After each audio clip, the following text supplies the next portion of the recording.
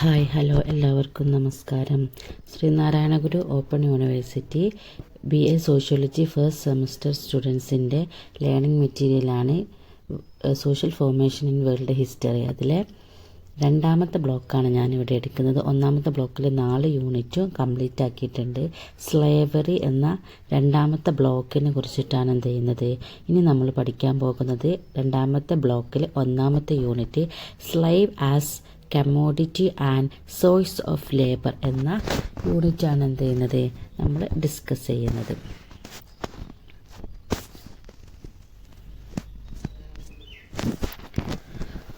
ചരിത്രപരമായി അടിമത്തം ഒരു പ്രീ ആധുനിക വർഗ സമൂഹത്തിൻ്റെ സാമൂഹിക സാമ്പത്തിക ഘടകത്തെ കൈകാര്യം ചെയ്യുന്നു. അതായത് പ്രീ മോഡേൺ ക്ലാസ് സൊസൈറ്റിയാണ് കേട്ടോ ഇവിടെ പ്രീ ആധുനിക വർഗ സമൂഹം എന്നതുകൊണ്ട് ഉദ്ദേശിച്ചത്. മുൻകാല സമൂഹങ്ങളിൽ അടിമത്തം സമ്പദ് വ്യവസ്ഥയുടെ ഒരു നിർണായക മേഖലയായ കൃഷിയിൽ കേന്ദ്രീകരിച്ചിരുന്നു. അപ്പോൾ ആദ്യം എന്തായിരുന്നു കൃഷിയിലായിരുന്നു അടിമത്തം കേന്ദ്രീകരിച്ചിരുന്നത്. അന്നത്തെ സമ്പദ് വ്യവസ്ഥയുടെ ഒരു നിർണായക ഘടകം എന്ന് പറയുന്നത് കൃഷിയായിരുന്നു. പ്രാഥമിക ഉൽപാദന യൂണിറ്റിന് തൊഴിലാളികൾ ആവശ്യമായിരുന്നു. അത് സ്വതന്ത്ര തൊഴിലിൻ്റെ മേഖലയായി തുടർന്നു. അപ്പം കൃഷിയായിരുന്നു പ്രാഥമിക ഉൽപാദന യൂണിറ്റ് എന്ന് പറയുന്നത്. അതിനെന്തായിരുന്നു ധാരാളം തൊഴിലാളികൾ ആവശ്യമായിരുന്നു. അത് സ്വതന്ത്ര തൊഴിലിൻ്റെ മേഖലയായി തുടർന്നു. ചെറിയ കമ്മ്യൂണുകളുടെ അടിസ്ഥാനത്തിലാണ് ഇത് സംഘടിപ്പിച്ചത്. പുരാതന ഗ്രേക്കോ റോമൻ സമൂഹത്തിൽ അടിമത്തം അതിൻ്റെ ഇടുങ്ങിയ മണ്ഡലത്തിൽ നിന്ന് പൊട്ടിപ്പുറപ്പെടുകയും സമ്പദ് വ്യവസ്ഥയെ മുഴുവൻ ആധിപത്യം സ്ഥാപിക്കുകയും ചെയ്തു. അപ്പം പുരാതന ഗ്രീക്ക് റോമൻ സമൂഹത്തിലാണ് പൊട്ടിപ്പുറപ്പെട്ടത്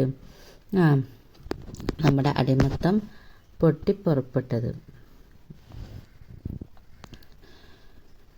19-ാം നൂറ്റാണ്ടിൻ്റെ അവസാനവും 20-ാം നൂറ്റാണ്ടിൻ്റെ തുടക്കവും വരെ യൂറോപ്യൻ അന്താരാഷ്ട്ര നിയമം അടിമത്തം നിയമപരമായി അനുവദിച്ചിരുന്നു. അപ്പോൾ ഒരു 20-ാം നൂറ്റാണ്ടിൻ്റെ തുടക്കം വരെ എന്തുണ്ടായിരുന്നു യൂറോപ്പിൽ നിയമപരമായി അടിമത്തം അനുവദിച്ചിരുന്നു. യൂറോപ്യൻ രാജ്യങ്ങളുടെ പ്രത്യേകിച്ച് യുണൈറ്റഡ് സ്റ്റേറ്റ്സിൻ്റെ സമ്പദ് വ്യവസ്ഥയ്ക്ക് ഇത് നിർണായകമായിരുന്നു. കൂടാതെ വില കുറഞ്ഞ തൊഴിലാളികളിൽ നിന്ന് ഗണ്യമായ വരുമാനം നേടുന്ന രാജ്യങ്ങൾ വിമർശിക്കുകയും ചെയ്തു. അമേരിക്കൻ ആഭ്യന്തര യുദ്ധം അടിമത്തം നിർത്തലാക്കാനോ നിലനിർത്താനോ ഉള്ള ആഗ്രഹത്തിന്റെ ഫലമായിരുന്നു. അതിനെതിരായ യൂറോപ്യൻ പ്രസ്ഥാനങ്ങൾ അടിമത്തം നിർത്തലാക്കുന്നതിനുള്ള ആദ്യ കരാറുകൾ രൂപീകരിക്കുന്നതിലേക്ക് നയിച്ചു. അടിമത്തത്തിന്റെ സവിശേഷതകൾ വിശദമായ പഠനത്തിന് വിധേയമാക്കിയിട്ടുണ്ട്. മനുഷ്യ സമൂഹത്തിൽ അടിമത്തത്തിന്റെ പരിണാമം വിവിധ രൂപങ്ങളിലും തലങ്ങളിലും നടന്നു. പൗരത്വമോ ജീവശാസ്ത്രപരമോ ആയ വ്യക്തിത്വം പോലുമില്ലാത്ത ഒരു മനുഷ്യത്വരഹിത സൃഷ്ടിയായിരുന്നു ആദർശ അടിമ ശരീരത്തെ ഒരു വസ്തുവായി കണക്കാക്കി. അതിനാൽ ആ സമൂഹങ്ങളിൽ അടിമകളുടെ ശാരീരിക പ്രാതിനിധ്യം മാത്രമായിരുന്നു പ്രധാന കാര്യം. സമകാലിക ചരിത്രപരവും സാമൂഹ്യശാസ്ത്രപരവുമായ പ്ലാറ്റ്ഫോമുകൾ അടിമ ശരീരം എന്ന വേദിയെയും അതിൻ്റെ ചരിത്രപരമായ ചുമതലകളെയും കുറിച്ച് ചർച്ച ചെയ്യുന്നു. എന്നിരുന്നാലും അടിമത്തത്തിൻ്റെ വ്യത്യസ്ത തലങ്ങളുണ്ടായിരുന്നു. അടിമകളെ അവരുടെ ഗുണങ്ങളെയും ശരീരഘടനയെയും അടിസ്ഥാനമാക്കി വിഭജിക്കുന്ന ഒരു തരം ശ്രേണി. അടിമത്തം എന്നത് ഒരു വ്യക്തിയുടെ സാമൂഹിക സ്ഥാനമായിരുന്നു. അതിൽ ഒരാൾ ഒരു ഉന്നത വ്യക്തിയുമായോ സ്ഥാപനവുമായോ ബന്ധപ്പെട്ടിരിക്കുന്നു. ഇതാണ് ഇതിന് ഈ ഒരു യൂണിറ്റിനെ കുറിച്ചുള്ള ഒരു ഇൻട്രൊഡക്ഷൻ നൽകിയതാണ്. ഇനി ആദ്യത്തെ പോയിന്റിലേക്ക് നമ്മൾ കിടക്കുകയാണ്.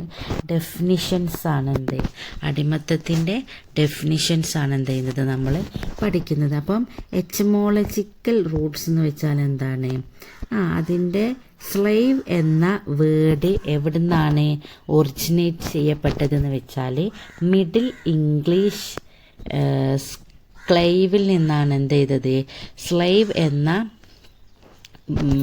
വേർഡ് ഒറിജിനേറ്റ് ചെയ്തത്. മിഡിൽ ഇംഗ്ലീഷ് സ്ക്ലൈവിൽ നിന്നാണ്. ഇതെന്താണ് പഴയ ഫ്രഞ്ച് എക്സ്ക്ലേവിയയിൽ നിന്നാണ് വരുന്നത്. ഇത് മധ്യകാല ലാറ്റിൻ ഉപയോഗ സ്ലാവസിൽ നിന്നാണ്. സ്ലാവിക് വംശജനായ സ്ക്ലാബനോളിൽ നിന്നുള്ള ആദ്യകാല ഗ്രീക്ക് സ്ക്ലാബോസിൽ നിന്നാണ് സ്ക്ലാവസ് ഉത്ഭവിച്ചത്. കിഴക്കൻ സ്ലാവിക് ഗോത്രമായ പഴയ റഷ്യൻ സ്ലോവേനുമായി ഇത് ചരിത്രപരമായി ബന്ധപ്പെട്ടിരിക്കുന്നു. അപ്പോൾ നിങ്ങൾ എത്ര പഠിച്ചു വെച്ചാൽ മതി. സ്ലൈവ് എന്ന വാക്ക് ഒറിജിനേറ്റ് ചെയ്തത് മിഡിൽ ഇംഗ്ലീഷ് ആയിട്ടുള്ള സ്ക്ലൈവ് എന്ന വാക്കിൽ നിന്നാണ്. അതെന്താണ്? ഒരു ഗ്രീക്ക് പദമാണ് സ്ക്ലൈവ്. അടിമത്തം എന്നത് ഒരു വ്യക്തിയുടെ സ്വകാര്യ സ്വത്തായി മറ്റൊരാളുടെ ഉടമസ്ഥതയിലുള്ള അവസ്ഥയെ സൂചിപ്പിക്കാൻ ഉപയോഗിക്കുന്ന പദമാണ്. മറ്റൊരു വിധത്തിൽ പറഞ്ഞാൽ അടിമത്തം എന്നത് ഒരു വ്യക്തിയെ മറ്റൊരു വ്യക്തിയുടെ സ്വത്തായി അടിമത്തത്തിൽ പാർപ്പിച്ചിരിക്കുന്ന അവസ്ഥയാണ്. അവൻ്റെ അധ്വാനം, പലപ്പോഴും ശരീരവും ജീവിതവും ഉടമയുടെ ഇഷ്ടത്തിനും നിയന്ത്രണത്തിനും വിധേയമാണ്. അതായത് എന്താണ് അടിമത്തം എന്ന് പറഞ്ഞാൽ ഒരു വ്യക്തി എന്ത് ചെയ്യുക, മറ്റൊരു വ്യക്തിയുടെ സ്വകാര്യ സ്വത്തായി അടിമത്തത്തിൽ പാർപ്പിച്ചിരിക്കുന്ന അവസ്ഥയാണ് എന്ത് അടിമത്തം. അതായത് ആ വ്യക്തിയുടെ അധ്വാനം, അതുപോലെ തന്നെ എന്താണ് അയാളുടെ ശരീരം, ജീവിതം, ഇതൊക്കെ എന്താണ് ഉടമയുടെ ഇഷ്ടത്തിനും നിയന്ത്രണത്തിനും വിധേയമാണെന്നാണ് പറയുന്നത്. പുരാതന കാലഘട്ടത്തിൽ കുടുംബം അല്ലാത്ത ഒരു അംഗം നടത്തിയിരുന്ന ആശ്രിത ജോലിയുടെ ഒരു രൂപമായിരുന്നു അടിമത്തം. ഒരു അടിമയ്ക്ക് വ്യക്തി സ്വാതന്ത്ര്യം ഇല്ലായിരുന്നു, കൂടാതെ സഞ്ചാര സ്വാതന്ത്ര്യത്തിനുള്ള അവകാശം നിഷേധിക്കപ്പെട്ടു. അപ്പോൾ എന്താണ് ഒരു അടിമക്ക് എന്തുണ്ടായിരുന്നില്ല? വ്യക്തി സ്വാതന്ത്ര്യം ഉണ്ടായിരുന്നില്ല, സഞ്ചാര സ്വാതന്ത്ര്യം ഉണ്ടായിരുന്നില്ല. ചാറ്റൽ അടിമത്തം എന്നത് സ്ലേവ് മോഡിന്റെ ഒരു സംവിധാനമാണ്. അതിലൂടെ ഒരു വ്യക്തിയെ മറ്റേതൊരു സ്വത്തിനെയും പോലെ വാങ്ങാനും വിൽക്കാനും കഴിയുന്ന ഒരു ചരക്കായിട്ട് കരുതപ്പെടുന്നു. അതാണെന്ത്? ചാറ്റൽ അടിമത്തം. അതായത് എന്താണ് ഒരു വ്യക്തിയെ എന്താണ് മറ്റൊരു സ്വത്തിനെ പോലെ, ഇപ്പോൾ നമ്മൾ എന്തെങ്കിലും പ്രോപ്പർട്ടീസ്, ഒരു കാറോ അല്ലെങ്കിൽ സ്ഥലമൊക്കെ ആണെങ്കിൽ എന്ത് ചെയ്യാൻ പറ്റും? നമുക്ക് വിൽക്കാം അല്ലേ, അതൊക്കെ ചെയ്യാൻ പറ്റും. അതുപോലെ തന്നെ എന്താണ് ഒരു വ്യക്തി എന്ത് ചെയ്യാൻ പറ്റും? മറ്റേതൊരു സ്വത്തിനെയും പോലെ വാങ്ങാനും വിൽക്കാനും കഴിയുന്ന ഒരു ചരക്കാക്കി കണക്കാക്കുന്നതിനാണ് നമ്മൾ എന്ത് പറയുക? ചാറ്റൽ അടിമത്തം, അതായത് ചാറ്റൽ സ്ലേവറി എന്ന് പറയുന്നത്.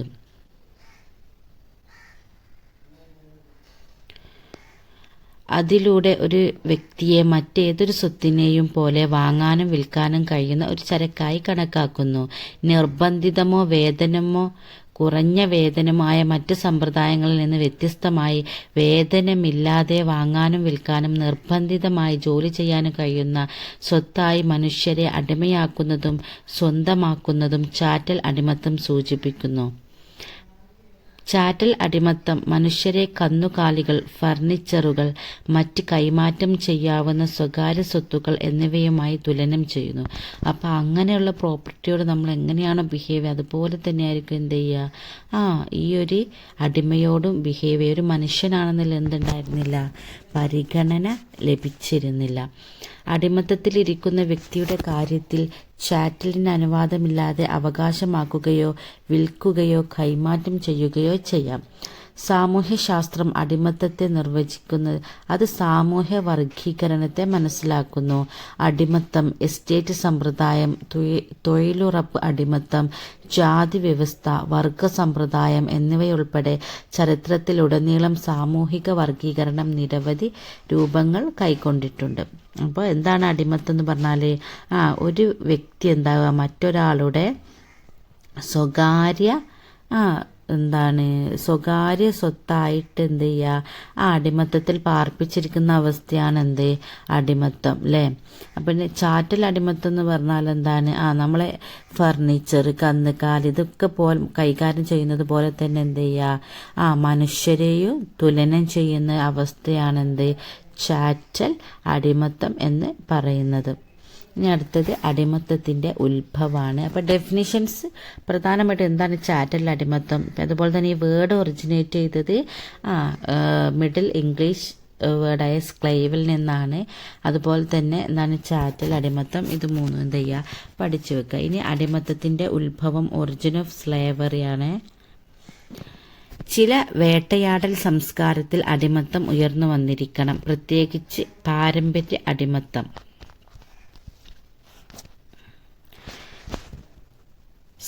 സാമൂഹിക കാർഷിക രീതിയുള്ള സാഹചര്യങ്ങൾ കൂട്ടത്തോടെയുള്ള അടിമത്തത്തിലേക്ക് നയിച്ചു. ഭൂമിയുടെ ഉടമസ്ഥതയും സാങ്കേതിക വിദ്യയുടെ പ്രാരംഭഘട്ടവും യുദ്ധത്തിൽ കലാശിച്ച BC 6-ാം സഹസ്രാബ്ദത്തിൽ ലോകത്തിലെ ആദ്യത്തെ നഗര സംസ്ഥാനം മെസൊപ്പൊട്ടേമിയയിൽ ഉടലെടുത്തപ്പോൾ യുദ്ധത്തടവുകാർ ജോലി ചെയ്യാൻ നിർബന്ധിതരായി. അത് ക്രമേണ അടിമത്തത്തിലേക്ക് നയിച്ചു. അതായത് മെസൊപ്പൊട്ടേമിയയിൽ എന്താ പറയുക, ഈ ഭൂമിയുടെ ഉടമസ്ഥ, അതുപോലെ തന്നെ സാങ്കേതിക വിദ്യ അല്ലേ, അതൊക്കെ യുദ്ധത്തിൽ കലാശിച്ചു. അപ്പം BC 6-ാം നൂറ്റാണ്ടിൽ ലോകത്തിലെ ആദ്യത്തെ നഗര സംസ്ഥാനമാണിത് മെസൊപ്പൊട്ടേമിയയിൽ. ഈ യുദ്ധത്തിലൊക്കെ യുദ്ധ തടവുകാരെന്ത് ചെയ്തു, അവർ ജോലി ചെയ്യാൻ നിർബന്ധിതരായി. അതാണ് പിന്നീട് എന്തിലേക്ക് നയിച്ചത്, അടിമത്തത്തിലേക്ക് നയിച്ചത്. ഏതൻസ് നഗര സംസ്ഥാനം അതിൻ്റെ വെള്ളി ഖനികളിൽ ഏകദേശം 30,000 അടിമകളെ ഉപയോഗിച്ചതായി രേഖപ്പെടുത്തിയിട്ടുണ്ട്. അതുപോലെ തന്നെ ഏതൻസ് നഗരം അവരുടെ ഖനികളിൽ, വെള്ളി ഖനികളിൽ എന്ത് ചെയ്തിട്ടുണ്ട്, 30,000 അടിമകളെ ഉപയോഗിച്ചതായിട്ടൊക്കെ രേഖപ്പെടുത്തിയിട്ടുണ്ട്. റോമൻ പുരാണങ്ങളിൽ അടിമത്തത്തെ കുറിച്ചുള്ള പരാമർശം ഇതുപോലെയാണ്. മാറ്റുത ദേവിക്ക് റോമിൽ ഒരു ക്ഷേത്രമുണ്ട്. അവളുടെ ക്ഷേത്രം സ്ഥാപിച്ച തീയതിയായ ജൂൺ 11 ആഘോഷിക്കുന്ന വാർഷിക ഉത്സവമായ മെട്രാലിയയുടെ പ്രധാന ദേവതയായിരുന്നു മാറ്റുത. ഇന്നത്തെ ആവശ്യത്തിനായി മെട്രാലിയയുടെ 2 സവിശേഷതകൾ ശ്രദ്ധേയമാണ്. ഒന്ന്, ഉത്സവം സ്വതന്ത്രമായി ജനിച്ച സ്ത്രീകൾക്ക് മാത്രമായിരുന്നു. അടിമ സ്ത്രീകളെ ആരാധനയിൽ പങ്കെടുക്കുന്നതിൽ നിന്ന് പ്രത്യേകമായി ഒഴിവാക്കിയിരുന്നുവെന്ന നിയമം. മറ്റൊന്ന്, മതപരമായ ചടങ്ങിനിടെ ഒരു അടിമ പെൺകുട്ടിയെ ആചാരപരമായി മർദ്ദിക്കുകയും തുടർന്ന് സ്ത്രീകൾ ക്ഷേത്രത്തിൽ നിന്ന് പുറത്താക്കുകയും ചെയ്തു. അപ്പോൾ ഇതൊക്കെയാണ് അടിമത്തം നിലനിന്നിരുന്നു എന്നതിനുള്ള തെളിവുകളായിട്ടാണ് നമുക്ക് കാണിച്ചു തരുന്നത്. ഇന്ത്യൻ ചരിത്രത്തിൽ ഋഗ്വേദത്തിന് ദാസി, ദസ്യു തുടങ്ങിയ പദങ്ങളുണ്ട്. ഋഗ്വേദത്തിൽ എന്തൊക്കെയാണ്? ദാസി, ദസ്യു തുടങ്ങിയ പദങ്ങളുണ്ട്. ദാസൻ അല്ലെങ്കിൽ അടിമ എന്നാണ് വ്യാഖ്യാനിക്കപ്പെടുന്നത്. പുരാതന ഇന്ത്യയിൽ സ്ഥാപനങ്ങൾ സ്ഥാപിച്ചത് 25 അർത്ഥശാസ്ത്രം, മനുസ്മൃതി, മഹാഭാരതം തുടങ്ങിയ ഗ്രന്ഥങ്ങളെ അടിസ്ഥാനമാക്കിയുള്ളതാണ്. അടിമത്തവും സാമ്രാജ്യ രൂപീകരണവും യുമായി നന്നായി ബന്ധപ്പെട്ടിരിക്കുന്നു. ഇസ്ലാമിക വികാസത്തിന്റെ ഈ പശ്ചാത്തലത്തിലാണ് വരേണ്യ അടിമത്തം പിന്നീട് സാധാരണയായി കണ്ടെത്തിയത്. 13-ാം നൂറ്റാണ്ടിൽ ഇത് ഉത്തരേന്ത്യയിലെ പ്രബലമായ സമ്പ്രദായമായി മാറുകയും 14-ാം നൂറ്റാണ്ടിൽ ഗണ്യമായ പ്രാധാന്യം നിലനിർത്തുകയും ചെയ്തു. 15-ാം നൂറ്റാണ്ട് വരെ ബംഗാളിലേക്ക് മാറുമ്പോൾ അടിമത്തം ശക്തമായിരുന്നു. നൂറ്റാണ്ടിൽ മുഗൾ പ്രവിശ്യകളിൽ ഇത് ഒരു പരിധിവരെ നിലനിന്നിരുന്നു. 18-ാം നൂറ്റാണ്ടിൽ വീണ്ടും വടക്കേ ഇന്ത്യയിൽ അഫ്ഗാനികൾക്ക് കീഴിൽ ശ്രദ്ധേയമായ പുനരുജ്ജീവനം ഉണ്ടായി. അതായത് എന്താണ് നമ്മുടെ അടിമത്തം എങ്ങനെയാണ് പൊട്ടിപ്പുറപ്പെട്ടത്, അതായത് ഓരോ രാജ്യത്തും എങ്ങനെയാണ്, അതുപോലെ തന്നെ ഇന്ത്യയിൽ എങ്ങനെയാണ്, അതുപോലെ തന്നെ ഹിന്ദു മതത്തിൽ എങ്ങനെയാണ്, ഇസ്ലാം മതത്തിൽ എങ്ങനെയാണ്, അങ്ങനെയൊക്കെയാണ് ഈ അടിമത്തത്തിൻ്റെ ആ ഒരു ഊന്നിയ വേരുകളൊക്കെ നമുക്ക് പരിചയപ്പെടുത്തി തരികയാണ് ചെയ്തത്. അപ്പോൾ ഈ ഒരു 1-ാമത്തെ യൂണിറ്റ് എന്ന് പറഞ്ഞാൽ പ്രധാനമായും എന്ത് ചെയ്യാണ്, ഈ അടിമത്തത്തിൻ്റെ ഒരു ബേസിക് ആയിട്ടുള്ള കാര്യങ്ങൾ നമുക്ക് തരികയാണ് ചെയ്യുന്നത്. ഇനി അടുത്ത പോയിൻ്റാണ് സ്ലൈവ് ആസ് കമ്മോഡിറ്റി. അതായത് നമ്മുടെ യൂണിറ്റിൻ്റെ പേര് തന്നെ slave as commodity and source of labour എന്നാണ്. അടിമ അതായത് ചരക്ക് എന്ന രീതിയിൽ, ചരക്ക് എന്ന നിലയിൽ എന്താണ് അടിമ എന്നാണ് ഇനി പറയുന്നത്. അടിമ 2 വിശാലമായ അടിമത്തമുണ്ട്. ചരിത്രപരമായ സാമൂഹിക സാമ്പത്തിക രൂപീകരണങ്ങളിൽ ഒരു പങ്കുവഹിച്ചതായി തിരിച്ചറിയാൻ കഴിയും. ആദ്യത്തെ തരം, അതായത് 2 തരം അടിമകളുണ്ട്. അവ ഈ സാമൂഹിക സാമ്പത്തിക രൂപീകരണങ്ങളിൽ പ്രധാന പങ്കുവഹിച്ചതായിട്ട് കഴിയുമെന്നാണ് പറയുന്നത്. ആദ്യത്തെ തരം എന്ന് പറയുന്നത് പുരുഷാധിപത്യ അടിമത്തം അല്ലെങ്കിൽ പ്രീ ക്ലാസ് സമൂഹങ്ങളിൽ പ്രത്യക്ഷപ്പെടുന്ന ഗാർഹിക അടിമത്തം. ഇതെന്താണ്? പുരുഷാധിപത്യ അടിമത്തം അല്ലെങ്കിൽ പ്രീ ക്ലാസ് സമൂഹങ്ങളിൽ കാണപ്പെടുന്ന ഗാർഹിക അടിമത്തം. അതായത് പുരുഷന്മാരുടെ അടിമയായിട്ട് നിൽക്കുക.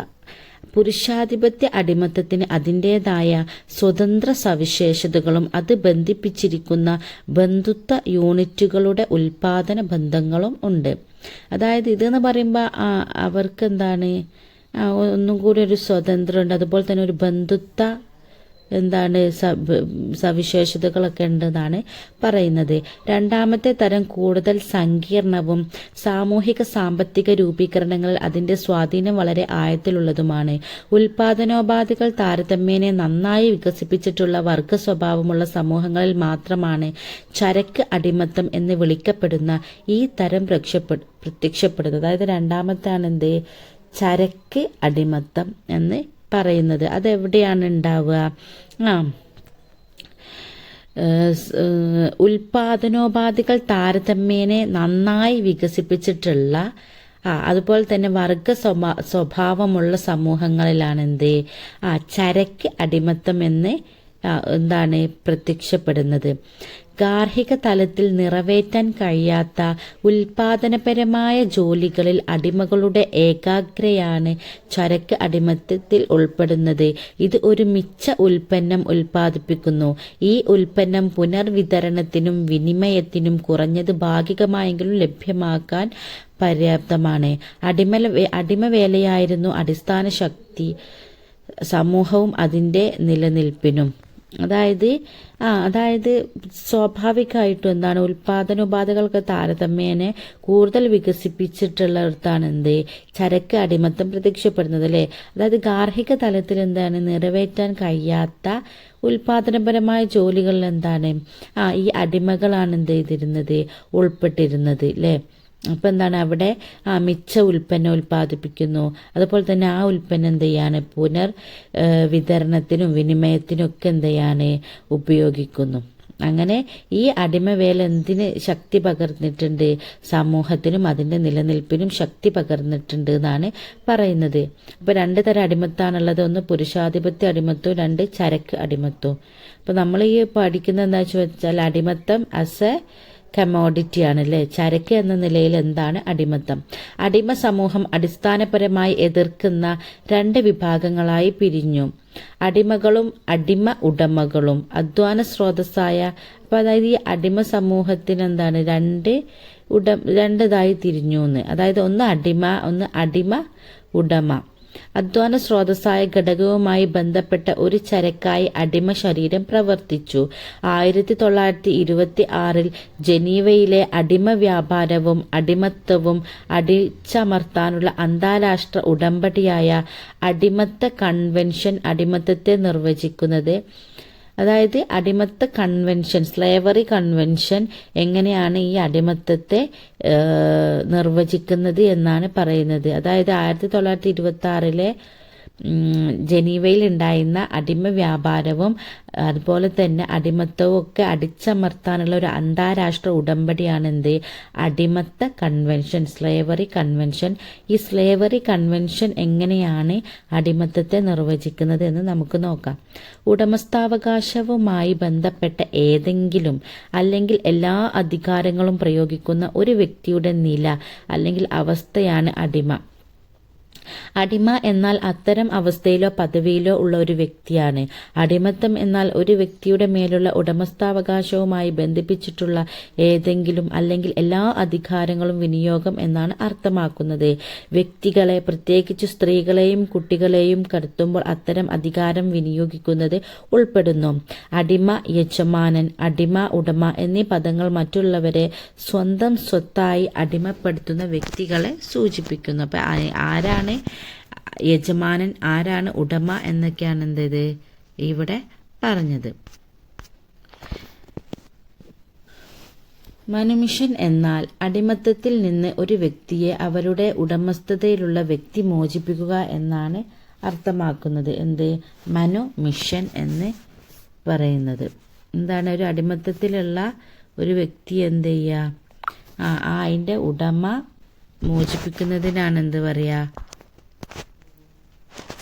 മനുമിഷൻ എന്ന് പറയുന്നത്. മനുഷ്യത്വത്തിന്റെ ആദ്യ ഉദാഹരണങ്ങളിലൊന്ന് ഡൽഹിയിലെ അപ്പോളോ ക്ഷേത്രത്തിലെ ലിഖിതങ്ങളിൽ നിന്നാണ്. BC 200 മുതൽ ആരംഭിച്ച് ഏകദേശം 100 CE വരെ തുടരുന്നു. അടിമകളാക്കിയ ആളുകൾ മനുഷ്യാവകാശത്താൽ മോചിക്കപ്പെട്ടതിന്റെ തെളിവുകളുണ്ട്. അതായത് അടിമകൾ എന്താണ് മോചിക്കപ്പെട്ടതിനും തെളിവുകളുണ്ട് എന്നാണ്. നമ്മൾ അടിമത്തത്തിന് കുറേ തെളിവുകൾ നമ്മൾ പഠിച്ചാലോ, നമ്മളെ ഒറിജിൻ ഓഫ് സ്ലേവറിൽ. അതുപോലെ എന്ത് ചെയ്തിട്ടുണ്ട്, അടിമത്തത്തിൽ നിന്ന് മോചിപ്പിച്ചതിനും ധാരാളം തെളിവുകളുണ്ട് എന്നാണ് പറയുന്നത്. അടിമത്തത്തിൽ നിന്ന് രേഖാമൂലമുള്ള രേഖകൾ ലഭിച്ച വ്യക്തികൾക്കുള്ള ലിഖിതങ്ങൾ ക്ഷേത്ര ചുവരുകളിൽ കൊത്തിയെടുത്തിട്ടുണ്ട്. ആദ്യകാലങ്ങളിൽ അടിമകളെ പലപ്പോഴും ശരീരങ്ങൾ എന്ന് വിളിച്ചിരുന്നു. വെറുമൊരു ശരീരമെന്ന നിലയിൽ അവരോട് ക്രൂരമായി പെരുമാറി. അടിമകൾക്ക് സ്വന്തം ശരീരത്തിന്മേൽ നിയന്ത്രണമില്ലായിരുന്നു. അടിമകൾക്ക് അവരുടെ ഉടമസ്ഥർക്ക് മറ്റുള്ളവരുടെ മേൽ വിവിധ അക്രമ പ്രവർത്തനങ്ങൾ നടത്തുന്നതിന് വാടക ശരീരമായി പ്രവർത്തിക്കാനും കഴിയും. അതായത് പണ്ടൊക്കെ അടിമയെ ഒരു ശരീരം എന്നാണ് അവർ വിളിച്ചിരുന്നത്. അപ്പോൾ അതായത് സ്വന്തം ശരീരമാണെങ്കിലും ആ ശരീരത്തിൽ ആർക്ക്, അടിമയ്ക്ക് ഒരു സ്വാതന്ത്ര്യം ഉണ്ടായിരുന്നില്ല. ഈ യജമാനന്മാരൊക്കെ ക്രൂരമായി മർദ്ദിച്ചു എന്നൊക്കെയാണ് പറയുന്നത്. റിപ്പബ്ലിക്കിന്റെ മധ്യത്തിലും അവസാനത്തിലും റോമൻ അടിമത്വം തീർച്ചയായും സാമ്പത്തിക ആവശ്യകതയുടെ ഭാഗമാണ്. എന്നാൽ യജമാനനും അടിമയും തമ്മിലുള്ളത് സാമ്പത്തിക പ്രകടനമോ ഉൽപാദനമോ അല്ല, മറിച്ച് സാമൂഹിക വ്യത്യാസത്തെ അടിസ്ഥാനമാക്കിയുള്ള ഒന്നാണെന്ന് ശ്രദ്ധേയമാണ്. അടിമത്തത്തെ ഇവിടെ നിർവചിച്ചിരിക്കുന്നത് ഒരു സാമ്പത്തിക വിഭാഗമായിട്ടല്ല, മറിച്ച് വ്യത്യസ്ത സാമൂഹിക റാങ്കിലുള്ളവരും താഴ്ന്നവരും ഉയർന്നവരുമായ വ്യക്തികൾ തമ്മിലുള്ള ബന്ധം സ്ഥാപിക്കുന്ന ഒരു സംസ്ഥാനമായാണ്. അത് ബലപ്രയോഗത്തെയോ അധികാരത്തിന്റെ പ്രയോഗത്തെയോ ആശ്രയിച്ചിരിക്കുന്നു. റോമിലെ അടിമത്തത്തിന്റെ ആദ്യകാല വളർച്ചയെ യുക്തിസഹമാക്കുന്നതിനുള്ള ഒഴിവാക്കാനാകാത്ത ആശയമായി സാമ്പത്തിക ആവശ്യം തോന്നിയേക്കാം. കാരണം അടിമത്തം സാമ്പത്തിക പദങ്ങളിൽ കരുതപ്പെടുന്നു. തീവ്രമായ വിളവെടുപ്പിൽ നിന്നുള്ള ലാഭം സാക്ഷാത്കരിക്കുന്നതിന് ഉടമകൾക്ക് സ്വമേധയാ തൊഴിലാളി വിതരണം നൽകുന്നതിനുള്ള ഒരു മാർഗമായി. അടിമച്ചരക്കുകളുടെ പല സ്രോതസ്സുകളും അമേരിക്കൻ വിപ്ലവത്തിന്റെ പരോക്ഷമായ അനന്തരഫലങ്ങളാണ്. വിപ്ലവം ആഭ്യന്തര അടിമ കച്ചവടം വികസിപ്പിക്കുന്നതിനും കാർഷിക ഉൽപാദനം കുറയുന്നതിനും കാരണമായി. ഇനി അടുത്തത് നോക്കാം. ലിംഗവീക്ഷണങ്ങൾ സ്ത്രീയുടെ ശരീരത്തെയും അതിന്റെ ചരക്കിനെയും ബന്ധപ്പെടുത്തുന്നു. ആധുനിക കാലത്തിനു മുമ്പുള്ള കാലഘട്ടത്തിൽ അടിമക്കച്ചവടത്തിന്റെ ഉൽപ്പന്നങ്ങൾ എന്ന നിലയിൽ സ്ത്രീകൾ ഇതിലും മോശമായ അവസ്ഥകൾ അനുഭവിച്ചു. അപ്പോൾ സ്ത്രീകളും എന്ത് ചെയ്തിട്ടുണ്ട്, മോശമായ അവസ്ഥയിലൂടെ അടിമത്തത്തിന്റെ പേരിൽ കടന്നുപോയിട്ടുണ്ട്. അടിമകളാക്കിയ ആഫ്രിക്കൻ സ്ത്രീകളുടെ അവസ്ഥയിലേക്ക് കൊണ്ടുവന്നപ്പോൾ ശരീരങ്ങൾ ചരക്കുകളായി മാറി. സ്ത്രീ ശരീരങ്ങളോട് പുരുഷനേക്കാൾ കുറഞ്ഞ ബഹുമാനത്തോടെയാണ് പെരുമാറുന്നത്. പ്രധാനമായും അവർക്ക് വയലിൽ പ്രവർത്തിക്കാൻ കഴിവില്ലായിരുന്നു. അതായത് ഒരു ചരക്ക് എന്ന നിലയിൽ എങ്ങനെയാണ് അടിമകളെ കൈകാര്യം ചെയ്തത് എന്നാണ് എന്ത് ചെയ്തത് ഈ ഒരു ഭാഗങ്ങളിൽ പറയുന്നത്. ഇനി അടുത്ത പോയിന്റാണ് slavery as source of labour. അതായത് ഒരു അധ്വാനത്തിന്റെ ഉറവിടം എന്ന നിലയിൽ. മറ്റൊരു എന്താണ്, നമ്മൾ അടിമകളെ വെറും ഒരു ചരക്കായിട്ട് കാണുന്നതാണ് പറഞ്ഞത്. ഇവിടെ എന്താണ്, ഒരു അധ്വാനത്തിന്റെ ഉറവിടം എന്ന നിലയിൽ എങ്ങനെയാണ് അടിമത്തത്തെ കാണുന്നത് എന്നാണ് അടുത്ത പോയിന്റ്. അടിമത്തം പുരാതന കാലത്ത് അടിമകളെ നിയമിച്ചിരുന്നു. ആഭ്യന്തര സേവനങ്ങൾ കൂടാതെ വൈദഗ്ധ്യമുള്ള ജോലികൾക്കും തൊഴിലുകൾക്കും. പ്രത്യേകിച്ച് ഗ്രീക്ക് അടിമകൾ ഉയർന്ന വിദ്യാഭ്യാസം നേടിയവരും അധ്യാപകരും അക്കൗണ്ടന്റുമാരും ഫിസിഷ്യന്മാരുമായി ജോലി ചെയ്യുന്നവരായിരിക്കാം. അപ്പോൾ ഇവിടെ എന്താണ്, ഒരു ചരക്ക് പോലെയുള്ള ഒരു ജോലിയുടെ ഉറവിടം എന്ന. അപ്പോൾ അന്നത്തെ അടിമകൾ, ഗ്രീക്കിലെ അടിമകൾ എങ്ങനത്തെ ഉള്ളവരായിരുന്നു, അവർ വിദ്യാഭ്യാസം നേടിയവരായിരുന്നു, അധ്യാപകരായിരുന്നു, അക്കൗണ്ടുമാർ ഫിസിഷ്യന്മാരൊക്കെ ആയി ജോലി ചെയ്തവരായിരിക്കാം. വൈദഗ്ധ്യമില്ലാത്ത അടിമകൾ ഫാമുകളിലും ഖനികളിലും മില്ലുകളിലും ജോലി ചെയ്തു. അപ്പോൾ വൈദഗ്ധ്യം കുറവായവർ എവിടെയൊക്കെ ജോലി ചെയ്തു, ഫാം, മില്ല്, ഖനി അവിടെയൊക്കെ ജോലി ചെയ്തു. ഈ മാനുവൽ അല്ലെങ്കിൽ അതിവിദഗ്ധ അടിമകളെ അടിമ ഉടമകൾ പതിവായി ശിക്ഷിച്ചു. ഏറ്റവും അറിയപ്പെടുന്ന തരം ചാറ്റൽ അടിമത്തം, ആളുകളുടെ അല്ലെങ്കിൽ അടിമകളുടെ ഉടമസ്ഥാവകാശം. മധ്യകാല സമൂഹത്തിന്റെ ഒരു പ്രത്യേക സവിശേഷതയായിരുന്നു ചാറ്റൽ അടിമത്തം. മധ്യകാലഘട്ടത്തിൽ അടിമത്തം കൃഷി, ഗാർഹിക പരിപാലനം, ചരക്കുകളുടെ ഉൽപാദനം എന്നിവയ്ക്കായി നിർബന്ധിത തൊഴിലാളികളുടെ പ്രാഥമിക ഉറവിടമായി പ്രവർത്തിച്ചു. പുരാതന ഗ്രീസിലും റോമിലും ഉണ്ടായിരുന്നതുപോലെ ഇറ്റലി, റഷ്യ, ഫ്രാൻസ്, സ്പെയിൻ, വടക്കേ ആഫ്രിക്ക എന്നിവിടങ്ങളിൽ ഈ സമ്പ്രദായം തുടർന്നു. ഈ ചാറ്റൽ അടിമത്തം. ബോണ്ടഡ് ലേബർ അല്ലെങ്കിൽ ബോണ്ടഡ് അടിമത്തം സംഭവിക്കുന്നത് വ്യക്തികൾ അവരുടെ സ്വാതന്ത്ര്യം വായ്പയ്ക്ക് ഈടായി വിൽക്കുമ്പോഴോ അല്ലെങ്കിൽ ഒരു ബന്ധുവിൽ നിന്ന് കടം അവകാശപ്പെടുമ്പോഴോ ആണ്. അതിനാണ് ബോണ്ടഡ് അടിമത്തം എന്ന് പറയുന്നത്. അതായത് അവരുടെ സ്വാതന്ത്ര്യം അവർ വായ്പ പോലെ ഈടായി വിൽക്കുക, അല്ലെങ്കിൽ ഒരു ബന്ധുവിൽ നിന്ന് കടക്ക് ബന്ധുവിൽ നിന്ന് കടം അവകാശമാക്കുമ്പോഴൊക്കെ അവരവരുടെ അധ്വാനത്തെ ഒരു കടമായിട്ട് കൊടുക്കുന്ന അവസ്ഥ അല്ലേ. അതായത് ഒരു പണയത്തിന് വെക്കുക എന്നൊക്കെ പറയുന്ന പോലെ. നിർബന്ധിത തൊഴിലിനെ അടിമവേല എന്ന് വിളിക്കുന്നു. അധ്വാനം സ്വമേധയാ ചെയ്യുന്നതാണ്. അതായത് നിർബന്ധിതമായി ജോലി ചെയ്യിപ്പിക്കുന്നതിനാണ് അടിമവേല എന്ന് പറയുന്നത്. യൂറോപ്യൻ കൊളോണിയലിസത്തിന്റെ ആവിർഭാവത്തിന്റെ പശ്ചാത്തലത്തിൽ CE 1500 മുതൽ അടിമ തൊഴിലാളി മാനം, ട്രാൻസ് അറ്റ്ലാന്റിക് വ്യാപാരം, ഈ ആഫ്രിക്കക്കാർ അറ്റ്ലാന്റിക് ക്രിയോൾസ് എന്നാണ് അറിയപ്പെട്ടിരുന്നത്. ഈ അറ്റ്ലാന്റിക് ക്രിയോളുകൾ 15-16 നൂറ്റാണ്ടുകൾ മുതൽ ആഫ്രിക്കൻ അറ്റ്ലാന്റിക് തീരത്ത് വ്യാപാരം ചെയ്യുകയും സ്ഥിര താമസമാക്കുകയും ചെയ്തു. ചില അറ്റ്ലാന്റിക് ക്രിയോളുകൾ യൂറോപ്പിൽ പോലും താമസിച്ചിരുന്നു. വ്യാപാര വിനിമയങ്ങളും അവരുടെ യൂറോപ്യൻ ഐഡന്റിറ്റികളെ സ്വാധീനിച്ചു. ഉദാഹരണത്തിന്, ആഫ്രിക്കൻ തുറമുഖ നഗരങ്ങളിലെ പോർച്ചുഗീസ് നാവികർ പലപ്പോഴും അവരുടെ ഐബീരിയൻ സംസ്കാരത്തെ പശ്ചിമ ആഫ്രിക്കൻ സന്ദർഭങ്ങളുമായി പൊരുത്തപ്പെടുത്തി. അവർ ലെക്കാഡോസ് എന്നറിയപ്പെട്ടു. ആഫ്രിക്കൻ പ്രദേശങ്ങളിൽ സ്ഥിരമായി താമസമാക്കിയ പോർച്ചുഗീസ് ആഫ്രിക്കൻ ലൈംഗിക ബന്ധങ്ങളുടെയും മിശ്രവിവാഹത്തിന്റെയും സന്തതികൾ യൂറോ ആഫ്രിക്കക്കാർ എന്നറിയപ്പെട്ടു.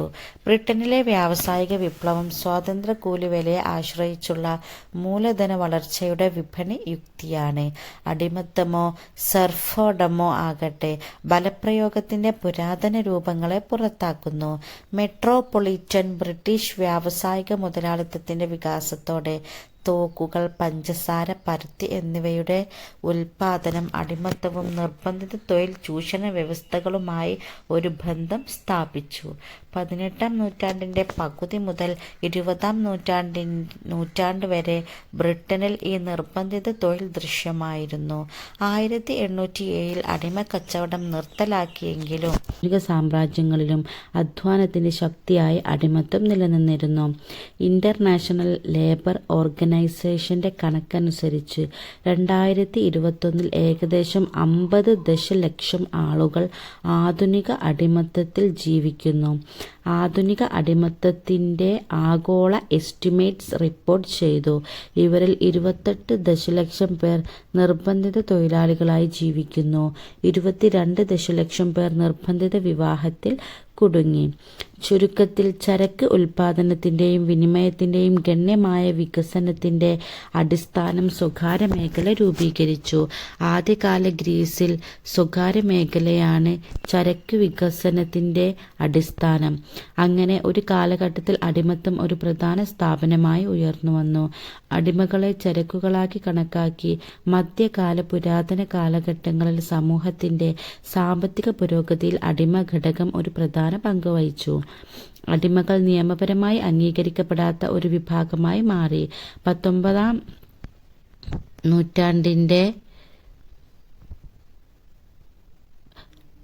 നൂറ്റാണ്ടിന്റെ ആരംഭം മുതൽ ലോകമെമ്പാടുമുള്ള അടിമത്തം ഉന്മൂലനം ചെയ്യാൻ നിരവധി ശ്രമങ്ങൾ നടന്നു. എന്നിരുന്നാലും അടിമത്തം 19-20 നൂറ്റാണ്ടുകളിൽ വ്യത്യസ്ത രൂപങ്ങളിൽ നിലനിൽക്കുന്നു എന്നാണ് പറയുന്നത്. അപ്പോൾ എന്താണ് അടിമത്തം, അതുപോലെ തന്നെ അതിൻ്റെ ഡെഫിനിഷൻ, അങ്ങനെ ഒരു അടിമത്തത്തെക്കുറിച്ചുള്ള ഒരു ബേസിക് ഇത് നൽകുകയാണ് ഈ ഒരു യൂണിറ്റ് ചെയ്യുന്നത്. അപ്പോൾ നിങ്ങൾ എന്ത് ചെയ്യുക, ഈ ഒരു പാഠം ഒന്ന് കേട്ടിട്ട് ഈ ഒരു ക്വസ്റ്റ്യൻസ് എന്ത് ചെയ്യുക, ഒന്ന് നല്ല രീതിയിൽ പഠിച്ചു വെക്കുക. അത്രയേ ഉള്ളൂ കേട്ടോ. പുരാതന കാലഘട്ടത്തിൽ അടിമത്തം എവിടെയാണ് കണ്ടെത്തിയത്? എവിടെയാണ്? ഗ്രീസിലാണ്. അടിമത്തത്തെ മുൻഘട്ടത്തിലെ ഒരു നവീനവും ഇടയ്ക്കിടെയുള്ളതുമായ ഘടകമായി വിവരിക്കുന്ന കൃതി ഏതാണ് എന്നാണ് ചോദിച്ചത്. അതായത് അടിമത്തത്തെ എന്താണ്? മുൻഘട്ടത്തിലെ നവീനവും ഇടയ്ക്കിടെയുള്ള, അതായത് slavery as a nascent and sporadic factor in the preceding stage. അതാണ് ഇംഗ്ലീഷിൽ പറയുകയാണെങ്കിൽ. മലയാളത്തിൽ പറയുകയാണെങ്കിൽ അടിമത്തത്തെ മുൻഘട്ടത്തിലെ ഒരു നവീനവും ഇടയ്ക്കിടെയുള്ളതുമായ ഘടകമായി വിവരിക്കുന്ന കൃതി ഏതാണ്? The origin of the family, private property and the state. എന്താണ് കൃതിയുടെ പേര്? The origin of the family, private property and the state. ഒരു വ്യക്തിയെ മറ്റേതൊരു തരത്തിലുള്ള സ്വത്തിനെയും പോലെ വാങ്ങാനും വിൽക്കാനും കഴിയുന്ന ഒരു ചരക്കായി കണക്കാക്കിയ വ്യവസ്ഥയുടെ പേരെന്താണ്? ചാറ്റൽ അടിമത്തം, അല്ലെ ചാറ്റൽ സ്ലേവറി. അപ്പം എന്താണ് ചാറ്റൽ സ്ലേവറി എന്ന് ഈ ഒരു ഇതിൽ നിന്ന് പഠിച്ചല്ലോ.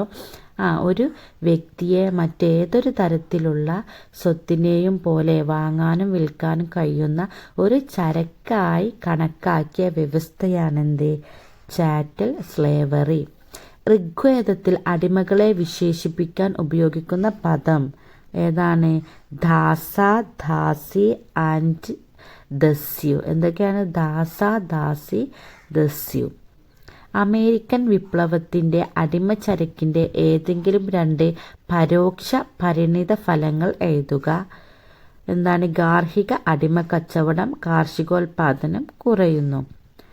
അമേരിക്കയിലെ ആഫ്രിക്കൻ തുറമുഖ നഗരങ്ങളിൽ നിന്നുള്ള അടിമകളെ വിവരിക്കാൻ ഉപയോഗിച്ച പദം എന്താണ്?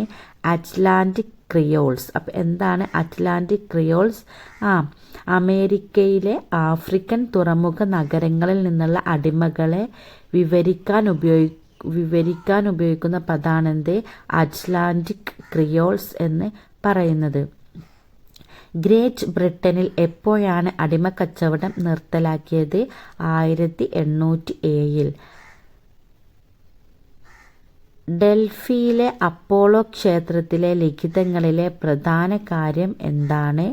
മനു മിഷൻ. തൊഴിലാളികളുടെ ക്ഷേമത്തിൽ ശ്രദ്ധ ചെലുത്തുന്ന UN അവയവം ഏതാണ്? International labour organisation.